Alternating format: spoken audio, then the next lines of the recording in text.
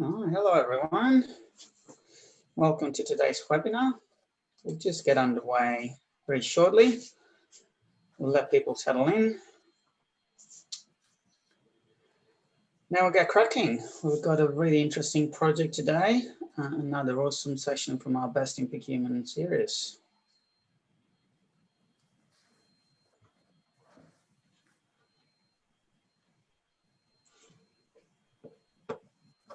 Now we'll just wait a few more moments. Quite a few registration, and we're also live streaming for the first time today. So no tape 2, that'll be a good trial run. Very excited about today's session.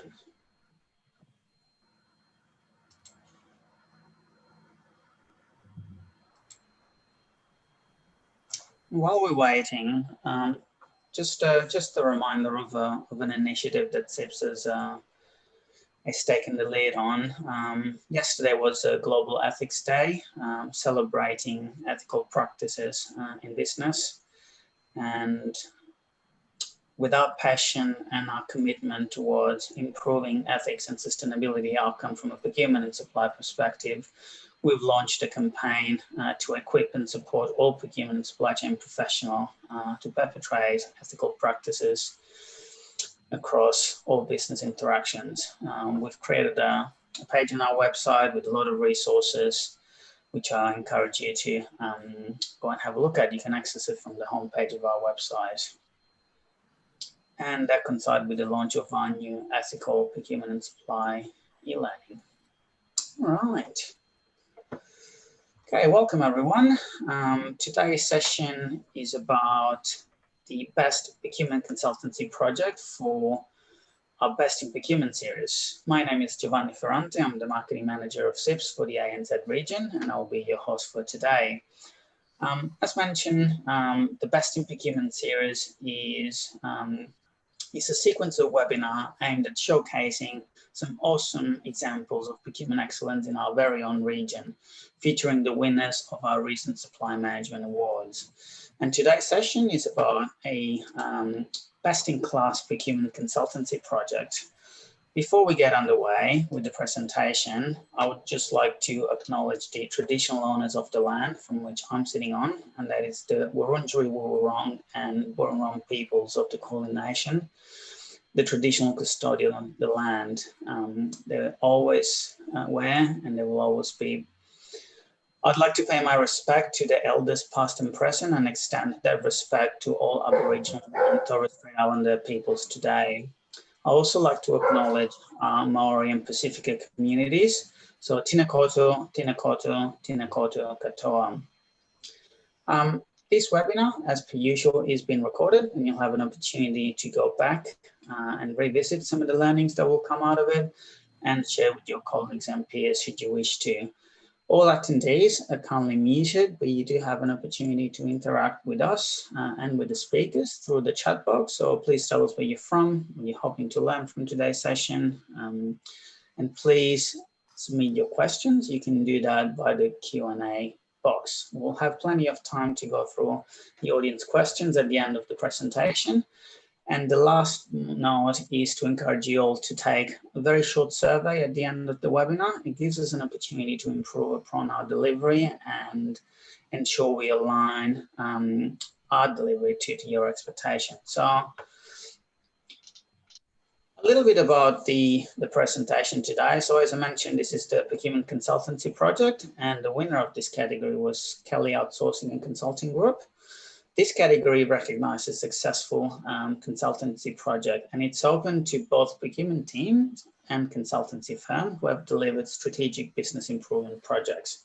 So submissions may be case study led, demonstrating how the consultancy firm has actually delivered the procurement excellence piece. And today we have a perfect example of Kelly Outsourcing Group and TAFE New South Wales working in partnership to deliver that. So a very, very high level background on the project. So TAFE New South Wales is Australia's largest vocational educational and training provider. For more than 100 years, it's been skilling the workforce of the New South Wales. So they educate more than 500,000 students every year, run over 1,200 courses curricula across 160 campuses. 2016, they embarked on a once-in-a-generation modernisation, which meant consolidating 12 separate entities into a single one TAFE with a centralised contingent workforce management.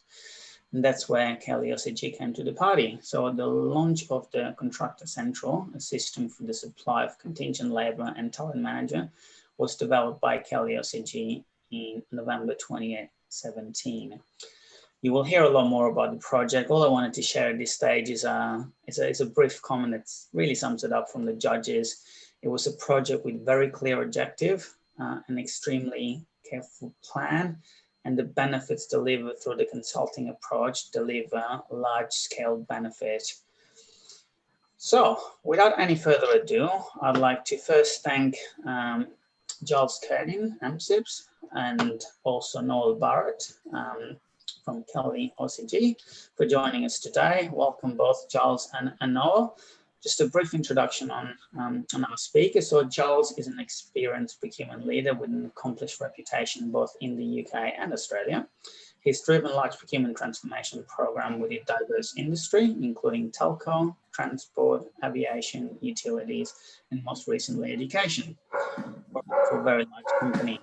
So as a general manager of procurement at TAFE New South Wales, he's spent the last few years developing high-performing procurement function from the ground up. The journey has seen the establishment of both strategic and operational procurement teams, along with a customer-centric procurement framework underpinned by new technology from an integrated suite of SAP application.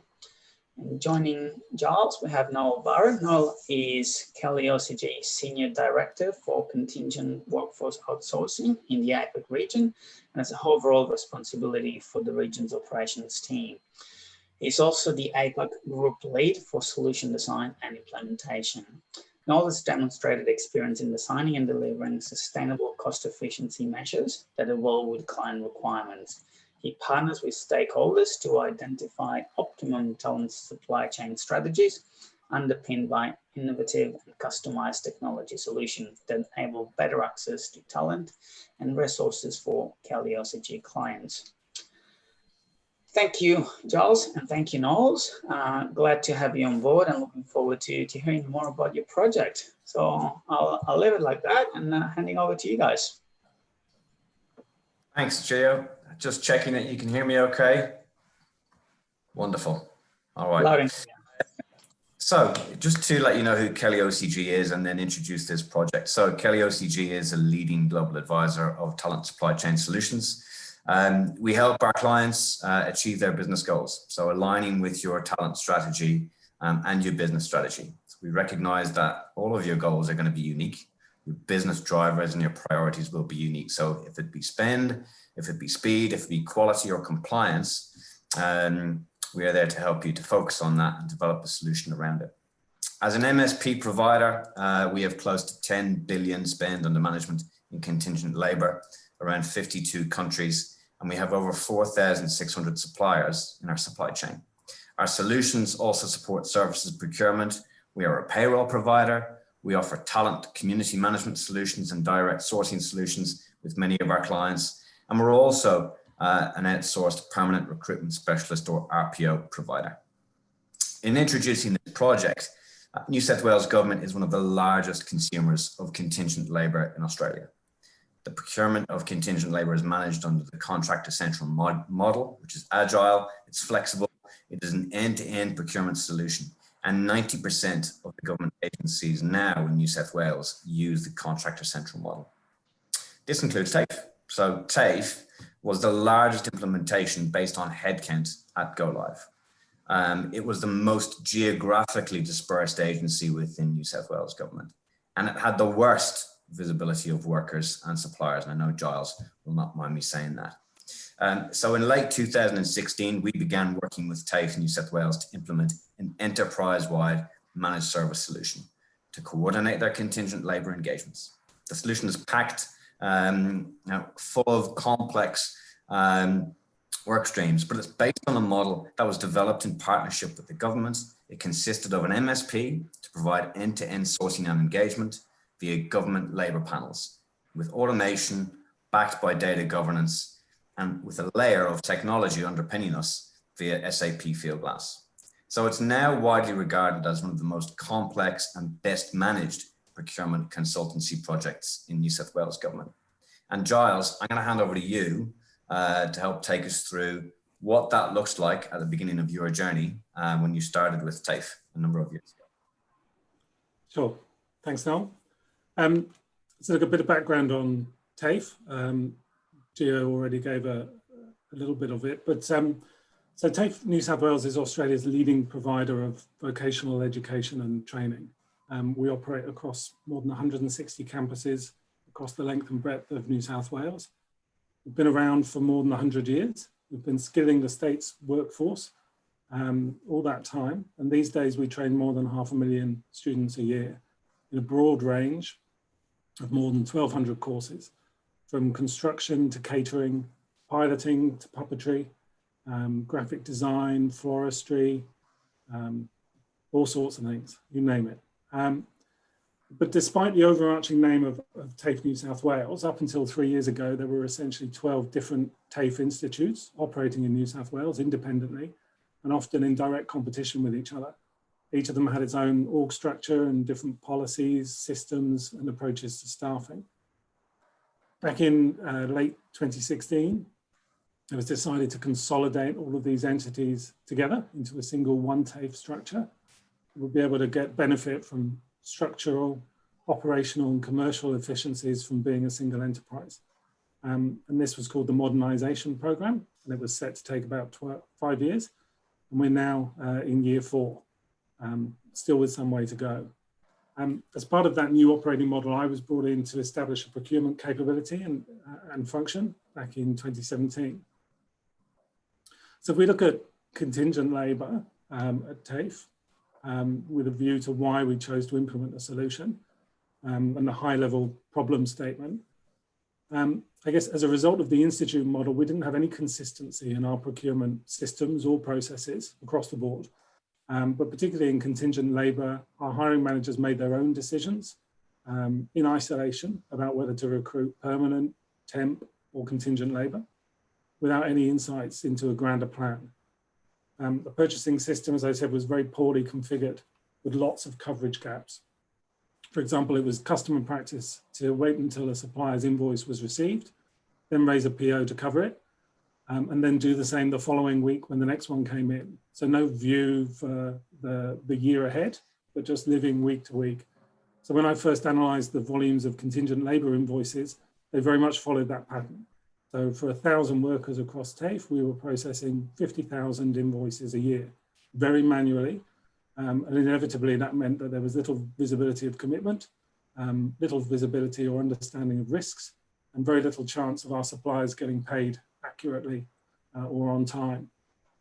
We were, despite this, really heavily reliant on contingent labour, and we still are, for all the usual corporate and project roles, but also for teaching assistants, for childcare workers, casual contact centre support, groundskeepers, security guards, again, you name it. And at some point, we would have probably hired somebody through contingent labour to carry it out. And particularly from my procurement perspective, it was very much out of control and certainly out of visibility. So if I call out some of the key challenges that we wanted to overcome at TAFE, the ones that really made the business case pop, I'm not spoiled for choice. I guess initially, and in no particular order, we had risks around or stemming from long tenure. So we had people who'd been on contingent labour arrangements in various institutes for multiple years. That comes with HR impacts and legal impacts, and we needed to manage those risks. It also inflated artificially the scale of our establishment model. So we couldn't manage our workforce if a large part of it was contingent and was invisible. We were being overcharged by some of our suppliers. So we've got whole of government contracts in place with negotiated agency rates that are set across the whole of New South Wales government. They're very good, they're very effective, and in many cases we were using them in TAFE, but we weren't necessarily, our hiring managers weren't necessarily aware of all the benefits of those contracts. So we did have instances where one area of the business would engage the same role through the same agency, and one might be paying a 10% margin and the other might be paying 31%. So no rhyme or reason to it, except that in each case the hiring manager wasn't au fait with the schedules of the contract and what they should be charged. We didn't have any enterprise level supplier performance management or even reporting in place to enable us to undertake it. There was no benchmarking in practice for contractor rates, no competition between supply agencies. It was all done on past experience, which could date back many years and therefore not account for new entrants with potential improved service propositions. There was limited visibility of whether or not the people that were coming into the organisation had passed working with children checks, which we require because they're working with young students at times, or whether they'd had the requisite police checks. More strategically, we had an inability to manage our talent. So when one project finished, we didn't have the opportunity to assess the resources that were coming off that project and move them on to another similar project that might benefit from them. We had no governance over timesheeting and overtime. We had delays to payments for our suppliers. We didn't have an audit trail, a visible audit trail that we could report on enterprise level again for budget owner approval. Sure, it may well have been happening, but we couldn't provide the evidence when required. And generally there was a lack of distinction around contingent workers, temporary contract employees, and professional service contractors, both in the hiring process and in the way that we managed the actual people. On top of all of that, we knew that we were embarking on this intense program of transformation, the scale of which hadn't been seen at TAFE in the last 100 years. So Deloitte has a tool that they use to assess the complexity of transformation based on the number of projects that are running concurrently, the number of people impacted, the level of change and breadth, etc. And they classified the modernisation of TAFE in the top 3 of complex programmes in recent memory in Australia, along with Sydney Olympics and the rollout of the NBN. So it was a huge programme of really intense change. And we knew that we were going to be very heavily reliant on contingent labour, in fact, really amping up that reliance. So we needed to be able to manage it effectively and efficiently and make really informed decisions around talent management in a tense and a fast-moving environment. So we had to get a grip on it. And I think if I look back on why we chose to partner then with Noel's team on this, it ultimately comes down to trust that was demonstrated to us at the start, that held true through the process, but also that we got from conversations that I had with other CPOs who had engaged with Kelly OCG for similar projects. So contingent labour was the first category of spend that I looked to address at TAFE in my new role as CPO. It was undoubtedly our biggest single category of spend. It was massively unmanaged, untapped. And I knew that there were well-established solutions and use cases out there that we could go to. We already knew the category was going to grow in size and complexity and importance to the organisation. So it was an obvious first choice for me to demonstrate the value of good procurement practice within the organisation. But the problem was I didn't have a proper team yet, and the HR side of the business was also in transition and not centralised. So we needed to find a service partner to help us to design, implement, and then run this new solution. We needed someone with scale, with core expertise, but also with experience of deploying this kind of thing at a large, messy organisation like ours. And as it was my first major project at TAFE, I didn't want to take any risks and have it fall flat. Lucky for me, Kelly had already been working with New South Wales Procurement on similar solutions at a couple of other agencies and had rolled out successfully at Department of Education, which is a company that has a rather similar profile to us, on a slightly different scale. The CPOs at the various agencies that I spoke to all gave favourable reports. And then after I had my first conversations with Noel, I was pretty confident that Kelly were the right partner. and that we were going to be able to pull this off together. And as to how we did that, I'm going to throw back to you, Noel. Thank you. So in our submission to CIPS, we explained that Kelly OCG would typically approach this kind of a project systematically, holistically. We draw on our knowledge and experience from numerous large implementations in the past, both in Australia, regionally, or globally. And what does that mean? How do we get this kind of an implementation of scale in a messy organization into a planning stage? And I think with TAFE, when you hear that you're comparing the complexity to the likes of the Sydney Olympics and NBN, the answer was quite carefully. When we first met Giles in November 2016, he had just started to build his team. There were a raft of strategic initiatives afoot that impacted the entire organization, and that would go on to revolutionize the organization into what it is today. But what we needed to grasp quite quickly was that we were part of that modernization. We were a key vehicle to enabling the One TAFE strategy and the modernization portfolio that was tasked with much of its undertaking. The organization we started planning with in November 2016 became a very different one to the organization we went live with. Once we had Giles as our sponsor, as our owner, we reviewed the business case to ensure we understood the objectives and the parameters and also the landscape.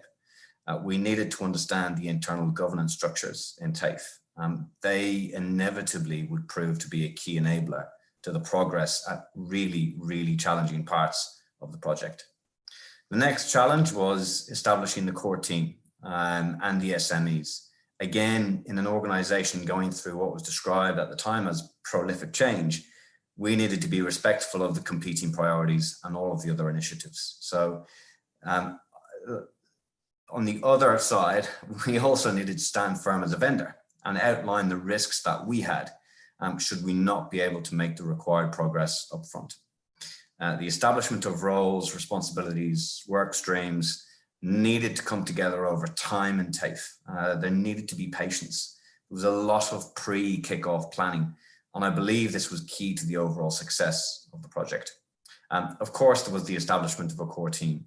Of course, there was the establishment of work stream teams and a steering committee, but the success in that pre-kickoff implementation engagement was down to the collaboration of an exec sponsor, the right business sponsors, the change in comm leads, procurement at a category level, and importantly, a small team of business analysts that work so closely pre-kickoff and throughout that it actually set us up for success. So everyone was aware of the tried and the tested methodology. In reality, the coexistence of an MSP and a VMS and how you bring it all together and implement can actually be quite seamless. It shouldn't be feared and it shouldn't be put into the too hard bucket, irrespective of how messy the organization is. The core work streams we focused on: process and technology. Integrations, should there be any, and in fact in TAFE there was not.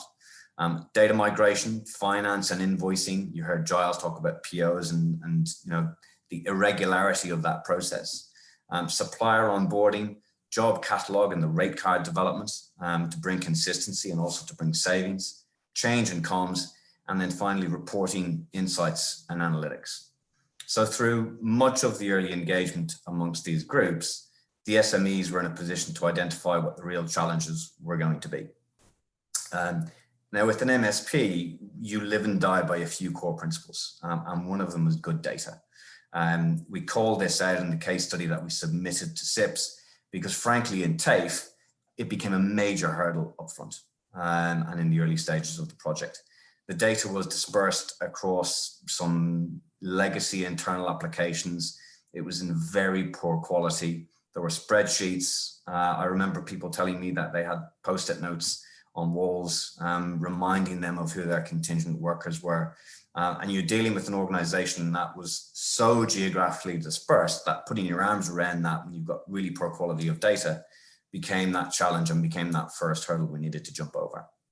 So success being dependent upon how we were going to approach that, we needed to clearly define and execute the data strategy upfront, enable the capture of both core and transactional data, marry the two together, and then understand how we were going to cleanse that.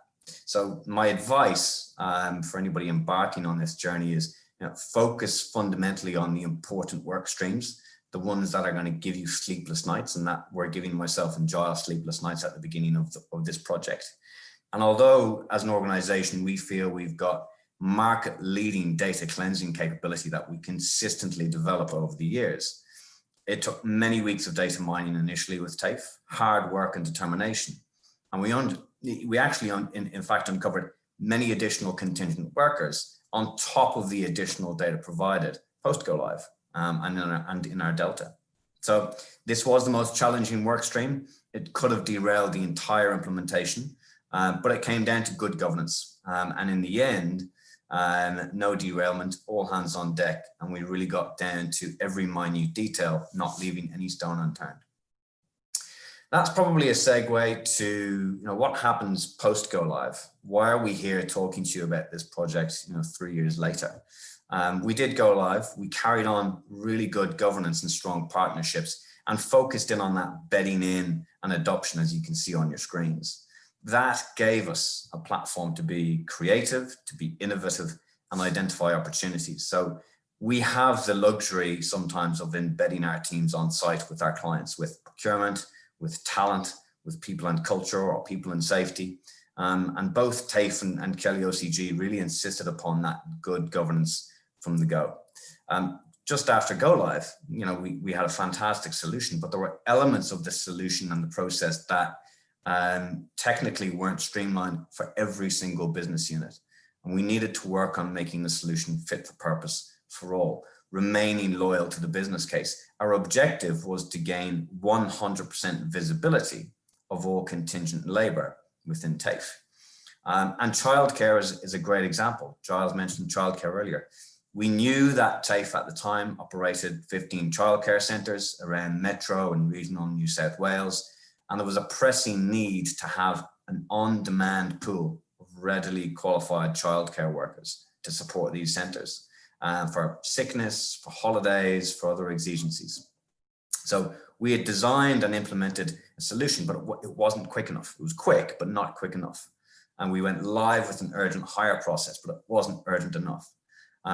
So the team engaged the necessary stakeholders, VMS technology partner and SAP Fieldglass, Giles and the team, to really understand these pain points, and we needed to move fast. We proposed a new, faster, a fit for purpose urgent hire process and sourcing pathway, leveraging the VMS, leveraging the MSP, and making sure that that channel had a fit for purpose MSP program. So sometimes innovation and creativity doesn't need to be the next best thing to slice bread. We leverage the MSP as a channel. I would say leverage what you have when you do implement. And the basics of what we deliver is visibility. But when you've got a really highly transactive category full of risk, you've also got a lot of potential there to do good work. So the innovative urgent hire process was for childcare, but we also leveraged that then throughout the entire business. And it really promoted the adoption of the program. Other innovation that we needed to look at fairly early on, and we talked about this in our submission to CIPS, was how we would leverage the supply chain. So we've always taken pride, and we've been very passionate about our supplier strategy, our engagement model, but also diversity and inclusion. And in TAFE, we've got a team that has to prioritize and be fair and equitable to over 230 registered suppliers via those government panels. So suppliers range from small to medium-sized enterprises, global multinational organizations, but it's also our intent to have a range of diverse and inclusive suppliers. And we snatched at an opportunity to be creative because TAFE also goes through a lot of volume recruitment. You've got a lot of enrollment officers coming in, and they have uplift projects with a lot of seasonality. So we leveraged that to bring our Indigenous and our diverse suppliers into the fold. They have delivered outstandingly. We've nurtured them, we've trained them, and they've climbed up the ranks. And one of these suppliers is actually now in our top 10 when we look at headcount. So it's a great success story, and we can share that across government and across the private sector that we work in as well. So now, before handing back to Giles, just from a an execution perspective and going live and creating that platform for continuous improvement, I would say just make sure you ensure your objectives are aligned. You know, what are the problems? If it's gaining 100% of visibility, then stick to it and achieve that result. In this case, we needed to be data rich, and we invested a lot of time and energy in getting the data in the application right. We've got leading edge analytics, but we can't deliver that to a customer if the data isn't accurate. I'd call out good governance as well. Focus on change and the end user experience for your entire business, because you can't actually deliver on your objectives and you can't sustain behavioral change if you don't focus on it during your implementation. Establish your supplier strategy. And then finally, I would say just be willing to take tough decisions. And with that, somebody I took a lot of tough decisions with, I'll hand back to you, Giles. Thanks. So yeah, so look, now that we're implemented and we've been in, I guess we've bedded in, we've built our adoption, and we're going through the continuous improvement cycle. If I look at what the key benefits are that TAFE are seeing now out of this arrangement, and out of not just the project but the BAU, since we operationalized this solution with Noel's team, it's been a real, I would say, a real tour de force in terms of outcomes for TAFE. And some of them sort of exist under the radar, and some of them are very visible. So if I was to sort of look at a cross section, I would be thinking first and foremost about staff experience. So they're my biggest and most vocal stakeholder, apart from my CFO. And the staff at TAFE are very used to having their, you know, they set their expectations, and they will pipe up if those aren't being met. I'm happy to say we're getting really great feedback from both our delivery and our corporate teams of hiring managers, that saying that they are getting a great service outcome. So the process is simple and clear for them. The administrative burden has been largely lifted from the TAFE teams and is now covered by Kelly's team members, both on our campus, in our dedicated team, but also back in the contact center, where they're able to leverage that back office team to ramp up or ramp down, depending on the seasonality of our contingent labour usage. And it's very seasonal at TAFE. We have, you know, before the start of a new term, we'll have a lot of enrolments coming in. We'll need to ramp up very quickly on our contact centres, and then we need to ramp them down during the year. So there's a lot of waves that we go through, and sometimes it's pretty busy for the team, and other times it's really, really busy. So they cope very well with that, and still maintain that customer relationship, which is what my internal teams need. So that's a massive win from my perspective. It gives them, my team and the TAFE teams, back time to spend on core competencies, and they don't have to meddle through the intricacies of a hiring process, and indeed read up on the policy ahead of time. From a management perspective too, I'm getting really good feedback that the management teams are loving the visibility of their resources. They can see their talent, they can see what's working well, they can understand their commitments through the automation in the field glass system. They can manage their budgets better, they can manage their resources better, and ultimately they can make better decisions around flexing their options in talent management. The contingent labour force trebled during the height of the modernisation programme, and this was just as we were going live. So Noel sort of spoke about data and volumes, and new workers were literally coming out of the woodwork, or not literally coming out of the woodwork, but were figuratively coming out of the woodwork on the day that we would go live, and even a month after go live, we would have new workers that were on board, that were coming out of the figurative woodwork. There's no way that we could have coped with that kind of volume without having this solution in place. It would have just fallen over. The workers themselves are benefiting, so they've got more certainty around their contract arrangements and their tenure, and they know and have confidence in the fact that they're being paid on time. thanks to the governance and consistency of our single enterprise timesheeting tool. Suppliers too have seen improvement around business engagement, consistency of the way that we approach them and that we deal with them, all of them, and a real, that process consistency under Kelly OCG's team's management has been great for them. Not to mention they're getting paid.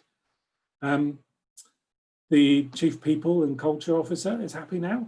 So we have control over our contingent labour tap, as it were, and we're able to make talent management policy decisions that can then be centrally enforced, and we can report back on them and monitor them and make sure that they're happening, or alter them if we see that we need to.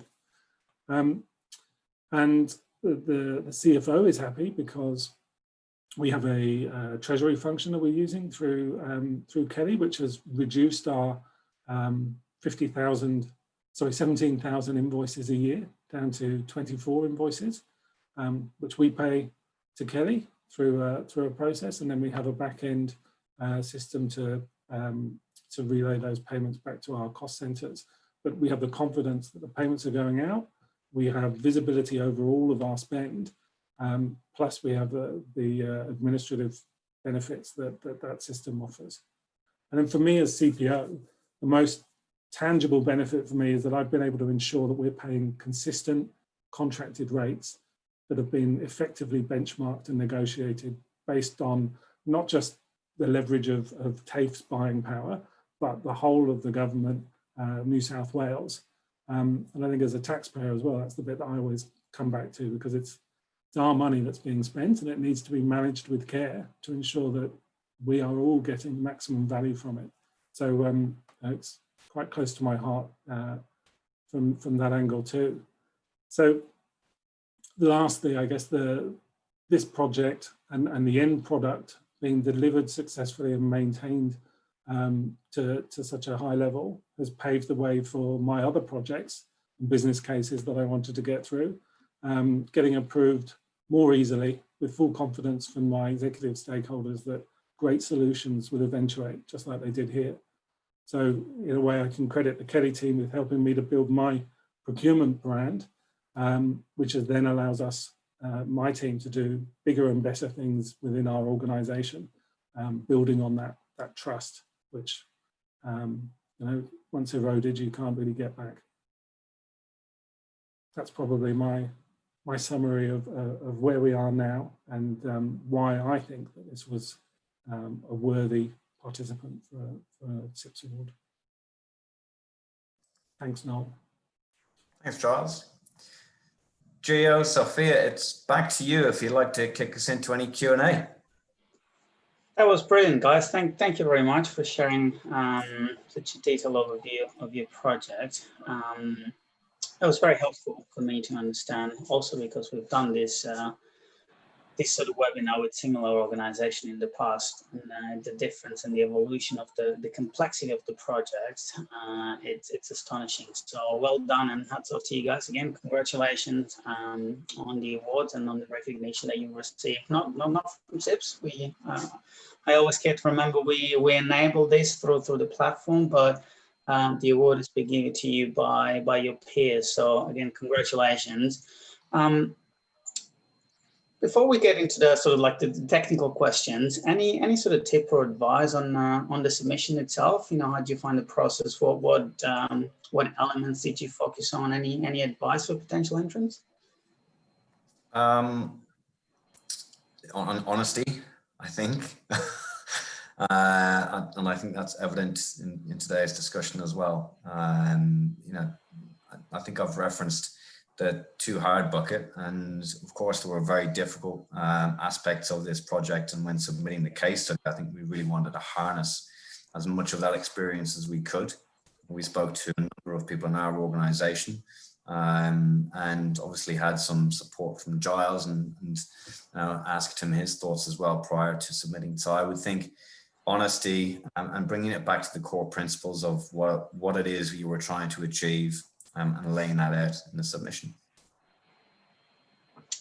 Thanks, that was very helpful. And from what the judges have highlighted in the form of praising your submission was the the evidence of the benefits achieved. Obviously, when you're looking for a project, what you want to see is a tangible return on the investment in the project, which was very clear from the summation and from the presentation that you've given us. If you were to identify the single biggest challenge of this project, what would that be? And that's open to both of you guys. Maybe I would pipe up on this. So I was very close to this project throughout its early and late days, working very closely with Noel's team, and we had a number of resources from TAFE as well who were working on some of the analytics. And absolutely the single biggest challenge was data, and more accurately lack of data, and I guess more accurately still lack of data that was accurate. So even when we could see the data, it was wrong. And it was wrong in so many different ways that you just couldn't apply any logic to it. So that was definitely the biggest issue, access to consistent, clean data that told us what was going on, which suppliers were supplying to us, who they were supplying to, who they were actually supplying to the people they were supplying to, how long for, what rate they were using, how long we'd made a commitment for on each resource. And I guess naively, initially I thought that our very low starting baseline was going to be a key factor in making the project a runaway success. I thought it's much easier to demonstrate you've made a step change than it is to show that you've made some incremental benefit. And we were in such a position that the only way was up. So in a way, there was no way this was going to be unsuccessful, but actually the low starting point made it so much more difficult to implement the successful solution well. So we had a significant volume of contracting being undertaken across TAFE, coupled with a lack of data visibility, inaccuracy of the data. And all of that has to get to a point by go live where it's 100%. Otherwise, you're going back manually correcting it. We didn't have any integration, as Noel said. So it was doubly important that our data was 100% so that we could effect those payments. The data mining process that Kelly have as part of their model relies on multiple back and forth between groups of people that each have a partial view on the data set. So there's hiring managers that they know who they're hiring, and hopefully most of the time they know how long for. But at TAFE, they didn't have that commitment laid out, so they didn't really have a financial view on it. So we needed the finance teams to provide that. We needed the HR teams to provide a view as well. And then finally, we needed to rely on the suppliers. So we had to go through an arc of each of those stakeholders over and over again. And we found that unlike in most implementations where I'm told that you go through that once or twice, and then you align on the data and each set just populates a few of the gaps, we found that we'd go through it once, we'd come back to the suppliers, and there'd be a whole raft of brand new data that somebody had added in along the way that they didn't know about. So they didn't know all the people that they were supplying to us because obviously they're regionally dispersed as well and not necessarily centralized. And that whole thing was made much more difficult by the fact that individual hiring managers were feeling pretty comfy with their situation originally, where they had a lack of governance. Very easy for them to get the workers they wanted just by picking up the phone and making a quick call to their local agency person. And they were very naive to the pain that the suppliers were feeling in terms of getting paid on time. And then conversely, you had a whole heap of suppliers with a steady tap of resources flowing into TAFE and a bit of carte blanche on the rates that they could charge. So they were often prepared to overlook the pain of that late payment and net it off against the increased margins they could charge.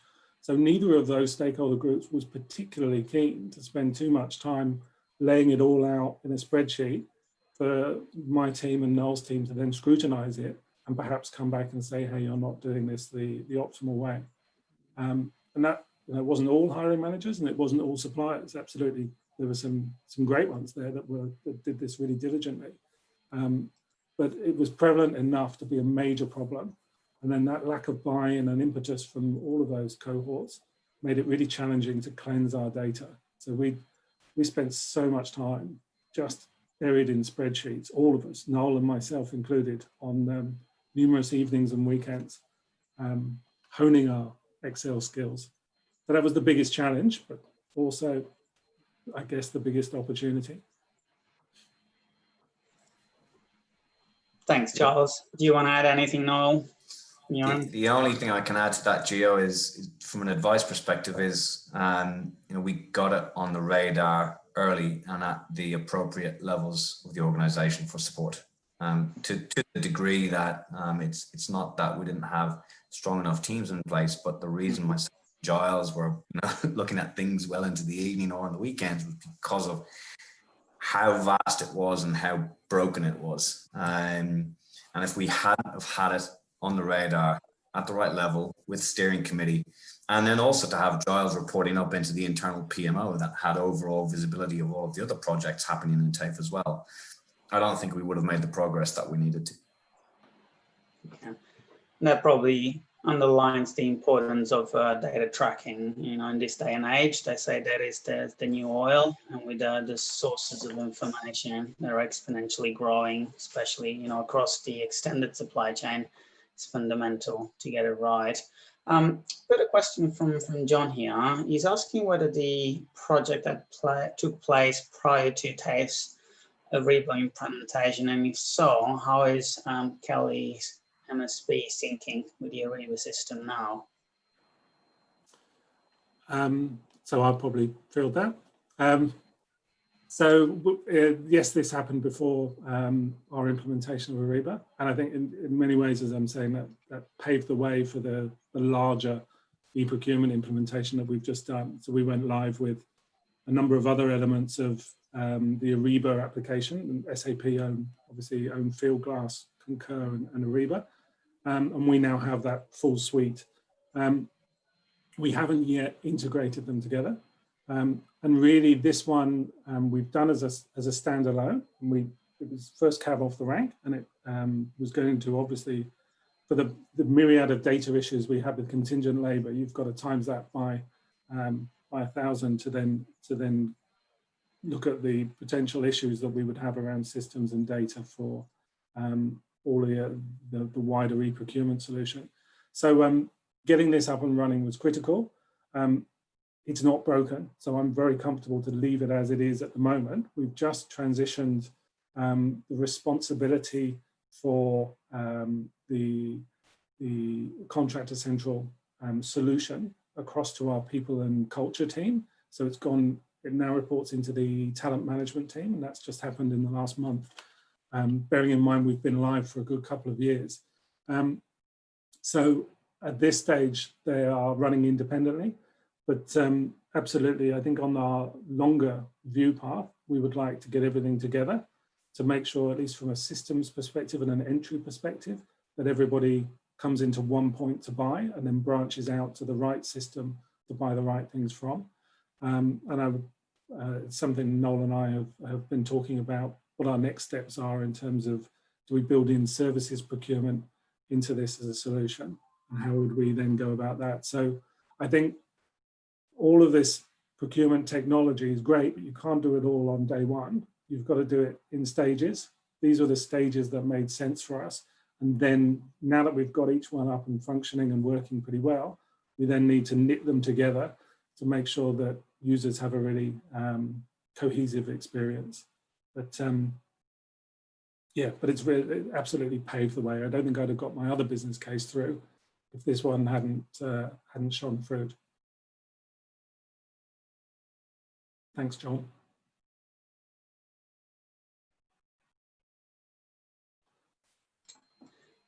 Sorry, I forgot to take myself off mute. Yeah, that's really important. Thanks, Giles, and it shows the progress that you talked about in terms of step change, one thing at a time, achieving some efficiencies in one area to then progress further. It's a really interesting question from Jamie, and this is usually a big challenge for a lot of transformation projects, and that's the change management piece. How much of a user mindset and culture change is required to ensure the success of the program? Happy to go first, Giles. You do.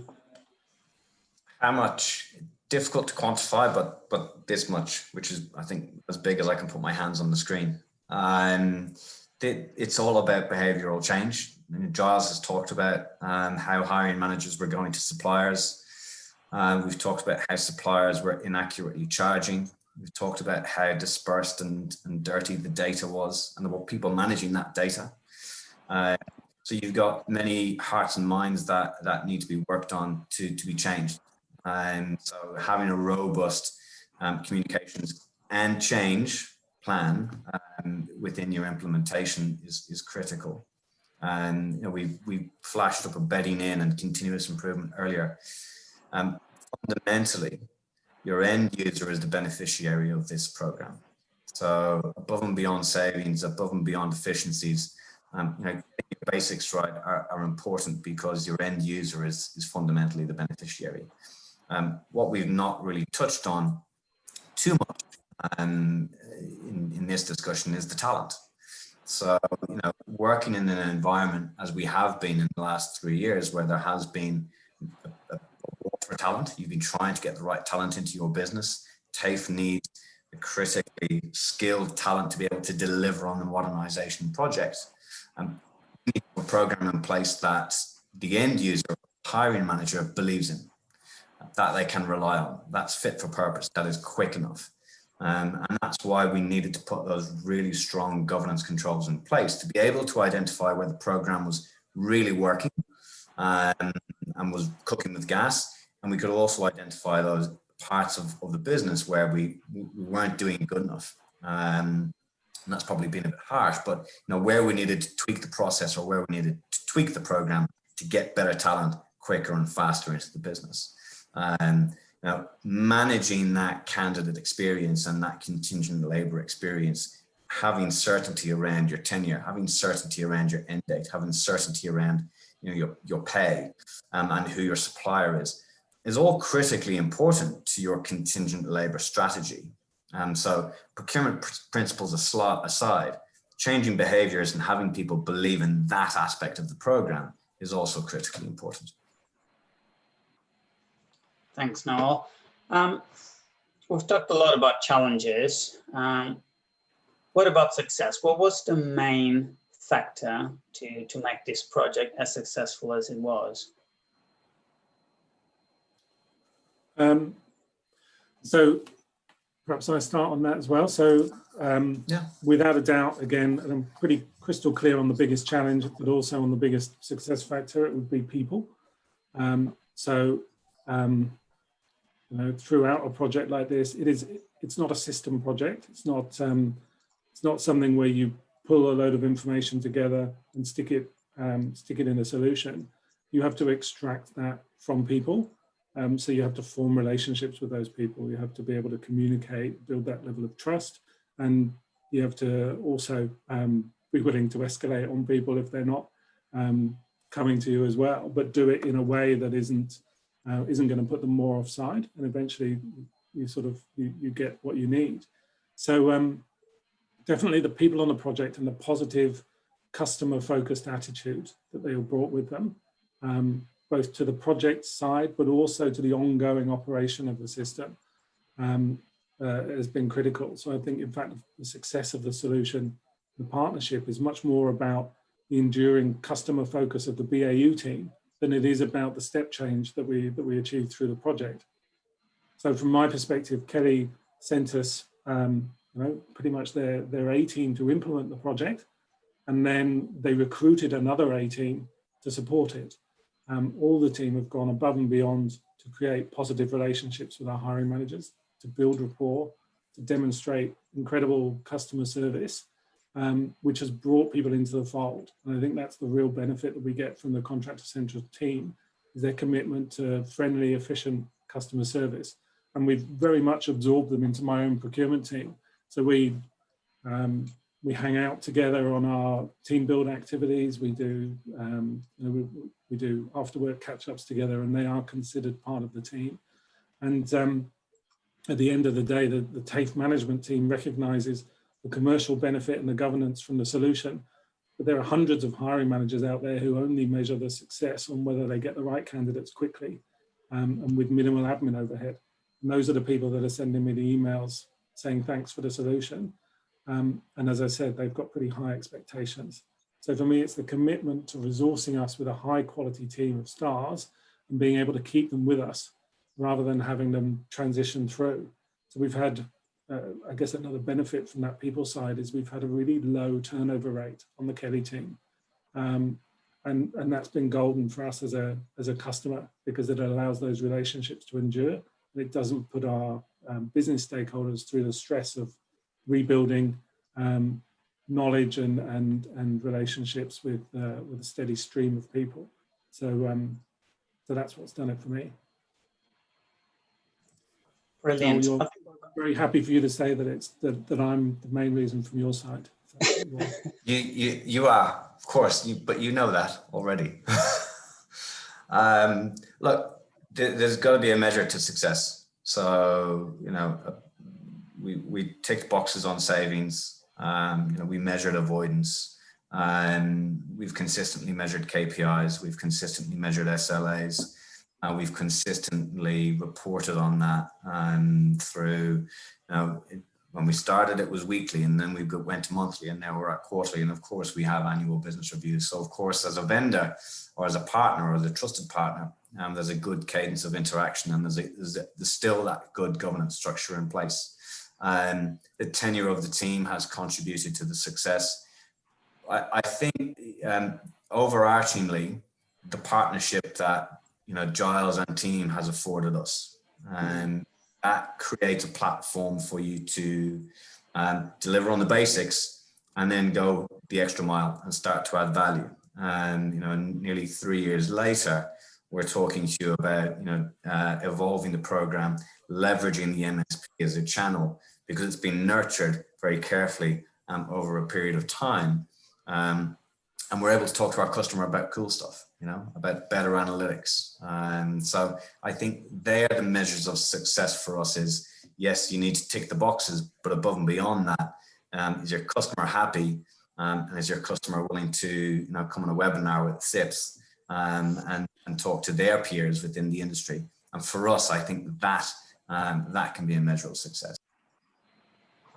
Brilliant. Collaboration seems to be a recurring element of success for a lot of the projects that we're featuring in this series. So well done for the level of collaboration that you managed to build and trust and bringing on suppliers and, you know, from the data collection that you've touched on before all the way to delivering on the KPI. So congratulations again. I think we're running out of time, but if I can ask both of you what a very, very quick sort of advice for anyone that's considering embarking on such a journey, what would that advice be?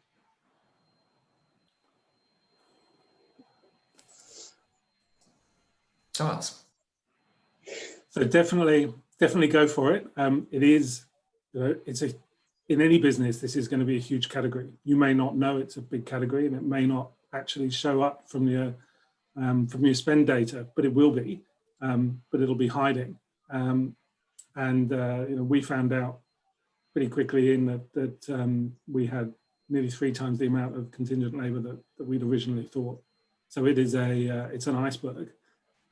So it's absolutely something you should do. Don't balk about it. It improves your stakeholder experience, your improves things for your business, and taking out needless admin and inconsistencies is good for everybody. There's definitely a lot of commercial benefit to be gained and fairly quickly. And I guess the advice, apart from go do it, would be don't just jump on in and do it. Have a bit of a think, get your data ready, plan it out, speak to somebody with the expertise who's implemented it before, learn from other people's mistakes. I've got a big old list that I'm keeping for next time. But happy to share some lessons learned. And I guess, yeah, just more time, as with anything to do with procurement, don't just leap in because you'll just get what you leap into. Plan, spend the time up the front, get everything ready, and then quickly execute on that plan. And I think we spent a really long time planning and getting the data ready, but it would have been a much longer, much messier journey than if we hadn't done. So plan, and then execute. Yeah. The only other piece of advice I would add, Gio, is not putting it in the too hard bucket, not thinking that it's scary. The reality is that we put a lot of effort in pre-planning, which Giles has talked about. But when the rubber actually hit the road and we kicked off, the momentum that the project started to gather was incredible. So from kickoff to actual go live was a relatively short period of time. And I've not shared a project timeline today. But once you've got that pre-planning done and you do kick off the right people, you can get it done relatively quickly.